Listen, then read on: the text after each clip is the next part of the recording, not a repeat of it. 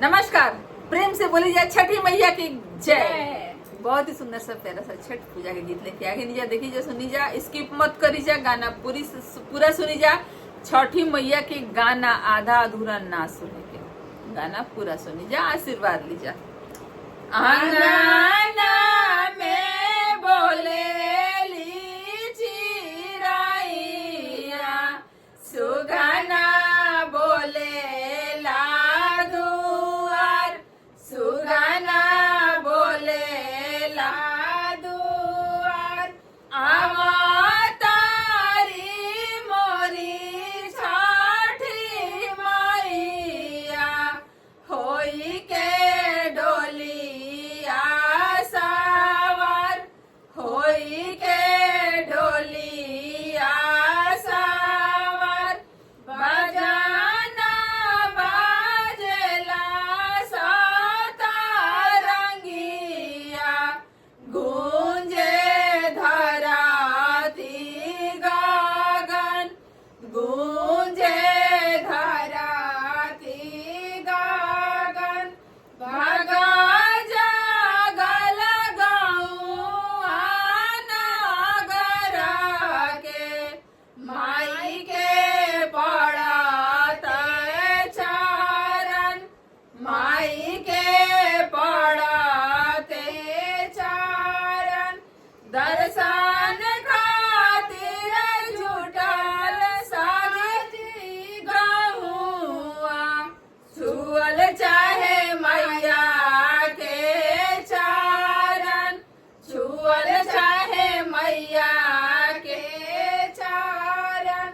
खड़ा सबही मैया के सोझा, आपन आचारा पासर, आपन आचारा पासर।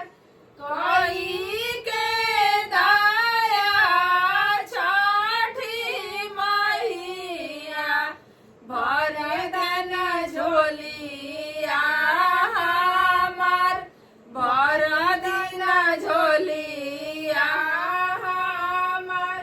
बाजी न मांगे गोदिया लालाना, निराधन मांगे लाधन, निराधन मांगे लाधन।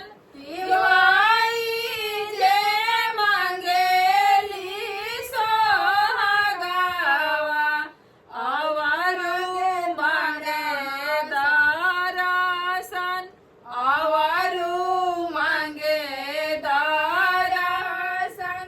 कुंवारी कन्या मांगे घर बरावा, अनारा मांगे लायक, अनारा मांगे लायक। गूंगा जे मांगे लावाणी, बालक लाग मांगे बुद्धिया ज्ञान, बालाला मांगे बुद्धिया ज्ञान। आशा पुरवली छठी मैया, सबके देके वरदान, सबके देके वरदान। फले फूले रहा मोर सेवकावा, भरल रहे परिवार, भरल रहे परिवार। धन्यवाद। कैसा लागल गीत कमेंट करके जरूर बताई जा, और हमने के चैनल के सब्सक्राइब भी कर लीजा अगर देखा नहीं जा, बढ़िया लगा था। और ही देखे के बाद तो सब्सक्राइब जरूर करी जा, वीडियो देखी जा तो लाइक भी कर दीजिए। धन्यवाद।